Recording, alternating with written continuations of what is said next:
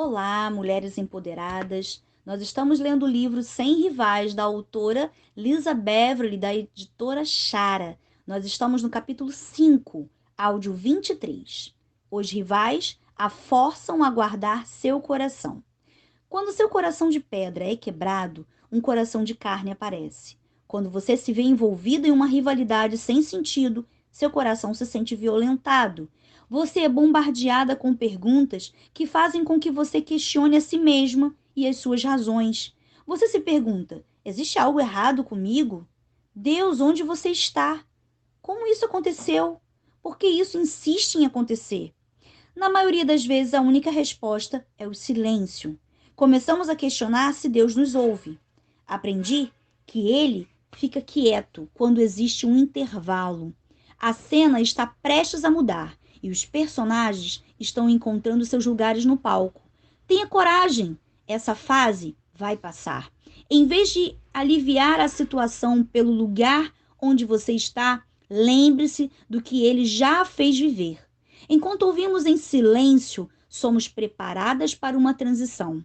Vamos crer no que Deus disse ou daremos atenção ao que os nossos acusadores e rivais estão dizendo?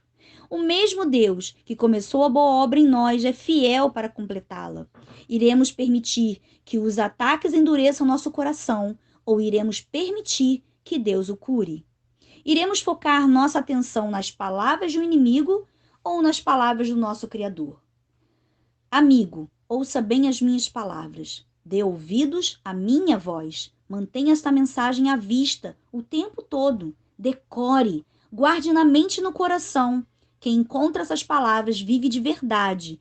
Eles são saudáveis de corpo e alma. Vigie sempre os seus pensamentos, porque deles dependem a sua vida. Provérbios 4, versículo 20 a 23, versão a mensagem. Não observe o que eles estão fazendo. Não ouçam o que estão dizendo. Não compare seu estado atual com o deles. Guarde seu coração e todas as promessas que foram sussurradas nos recônditos da tua alma. Silencie os ruídos que atrapalham e desenvolva sua habilidade de estar sintonizada com a voz de Deus. Ele não a encorajaria a fazer isso se não ansiasse por falar com você. Sua voz se agarra ao seu coração. Nesta vida existe muito ruído, e a vida vibrante e inigualável de Deus que você anseia viver não será encontrada casualmente. Enquanto você está distraída, entrar nessa vida requer concentração, mesmo em um mundo bombardeado por distrações. Se você não for intencional, será desviada por muitas distrações que disputam sua atenção. A mensagem de Cristo é nosso foco principal. As palavras do nosso Criador têm o poder de trazer à realidade o que está escrito sobre nossa vida. Essa convergência intencional da fonte da vida alinha o corpo e a alma e posiciona nossa vida para crescer com saúde, propósito e poder. Quando nos concentramos em Sua palavra, em vez de nos concentrarmos em nossos rivais, entramos em uma vida além do alcance deles. Não precisamos apenas nos concentrar na palavra de Deus, que é como uma semente, mas também devemos cuidar do jardim onde essa semente será plantada, que é o nosso coração. Existe uma grande diferença entre guardar seu coração e manter um coração preso. Um se mantém vigiando um item de grande valor. O outro pode ser comparado a um coração em confinamento. Muitos escolhem endurecer o coração na esperança de que isso os mantenha protegidos, até mais tarde, quando sentirem que ele está seguro para ser curado. Nos meus anos de amadurecimento, eu sempre escolhia essa tática. Primeiro, a sensação de alívio era enorme. Eu simplesmente cortava as pessoas da minha vida quando elas me feriam. Batia a porta do meu coração de vez em quando para ficar trancada em segurança e fechada meu coração até fazer dele meu prisioneiro. Eu imaginava que assim estaria imune à dor, mas percebi muito depois que eu estava insensível sensível à alegria. Guardar seu coração é protegê-lo em vez de aprisioná-lo. Se você o trancou, dedique um tempo para orar sobre isso. Peça a Deus para liberar seu coração dessa dura prisão e para substituí-lo por um coração que sente tanta alegria quanto dor. Eu sei que isso dói, mas não prenda suas lágrimas. Deixe que elas reguem seu coração e o mantenha sensível. Não afogue sua dor em drogas ou álcool, porque eles distorcem seus sentidos e a fazem cair. Não escureça sua mente com pensamentos de vingança que mancham sua alma. Pare de pensar demais nisso. Sente-se e chore sempre que você precisar. Fique sozinha. Deixe que a dor a atinja com força. Quando a calmaria chegar, vire a sua face em direção ao céu e erga sua voz a Deus. Siga o padrão de Davi e desenvolva a prática diária de confiar sua alma, sua causa e seus rivais a Deus. Salmo 51, do versículo 8 ao 12, resume tudo isso. Faze-me ouvir júbilo e alegria, para que exultem os ossos que esmagaste. Esconde o rosto dos meus pecados e apaga todas as minhas iniquidades. Cria em mim, ó Deus, um coração puro e renova dentro de mim um espírito inabalável. Não me repulses da tua presença, nem me retires o teu Santo Espírito. Restitui-me a alegria da tua salvação e sustenta-me com um espírito voluntário. Um coração endurecido e cativo se torna surdo, e os ossos, amarrados, não podem responder. Aqueles que julgam os outros vivem constantemente sob o peso dos próprios pecados. Apenas Deus pode limpar as sujeiras do nosso coração e corrigir o que estava errado, para que nos levantemos novamente íntegros em sua presença. Corações endurecidos não permanecem na presença de Deus. Eles se isolam ou se reclinam na companhia de escarnecedores que zombam da dor daqueles que escolheram o delicado caminho da cruz. Novamente quero alertá-la que muitos começam com essa abordagem apenas para descobrir tarde demais que seus corações não foram guardados. Na verdade, eles estavam apenas aprisionados. Empatia e compaixão desaparecem e a crueldade e a indiferença fazem morada. Existe uma grande diferença entre guardar o que é sagrado e trancar seu coração. Quando o coração se sente vazio e seco, é hora de encher a boca com louvor. Saul estava muito atormentado para cantar sobre si mesmo. Então Davi cantou para Saul, para afastar seu sofrimento. As músicas que nos rodeiam irão afastar alguma coisa, mas algo verdadeiramente significante acontece quando uma canção surge de dentro de nós.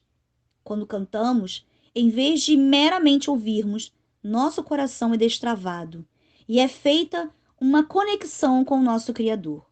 O rei Saul tinha um histórico tanto de falar quanto de agir de modo impulsivo. A turbulência em seu coração era expressa em suas ações. Assim como Davi aprendeu a aquietar o coração, podemos aprender a aquietar o nosso. Mantive os pés no chão, cultivei um coração tranquilo. Como o bebê aconchegado nos braços da mãe, assim minha alma está satisfeita. Salmos 131, versículo 2. Versão a mensagem. Posso compartilhar algo bastante constrangedor? Em vez de aquietar minha alma como um bebê, eu tenho a tendência de agir como um bebê.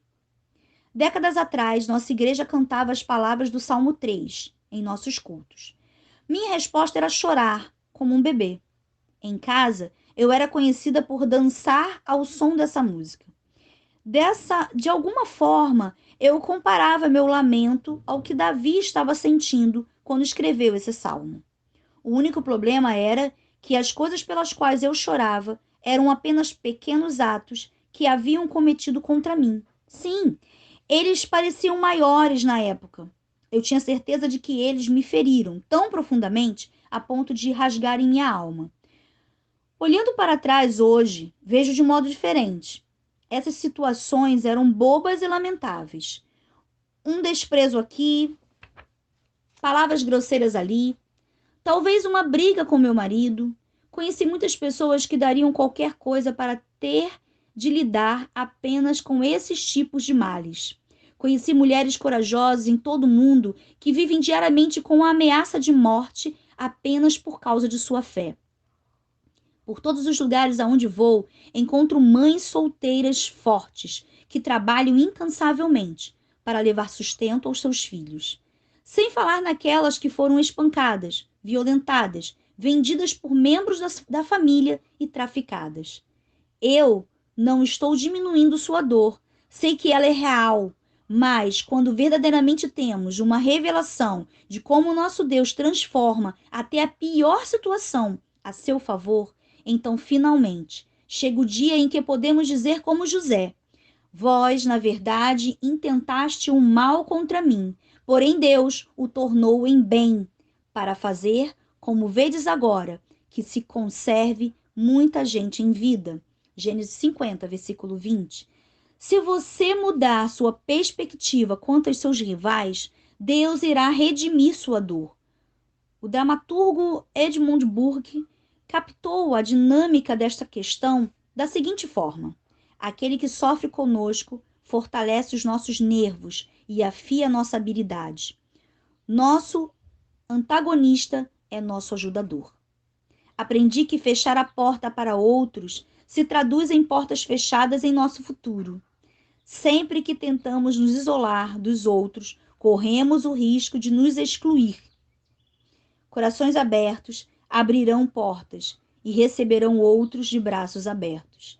Deus enviou Jesus na esperança de que ninguém fosse deixado de fora.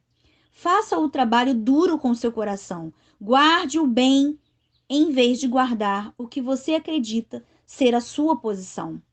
Muitos querem ser um líder, mas se alguém que exerce alguma medida de influência é uma espada de dois gumes que corta de ambos os lados, sempre haverá pessoas que amam você, mas não a conhecem.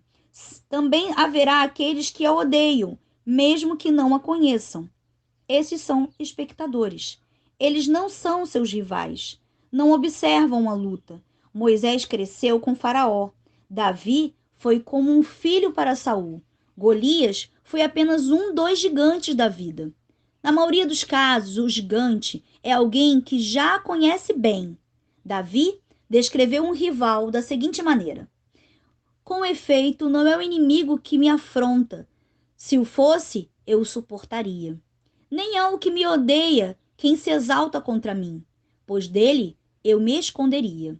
Mas és tu, homem meu igual, meu companheiro e meu íntimo amigo.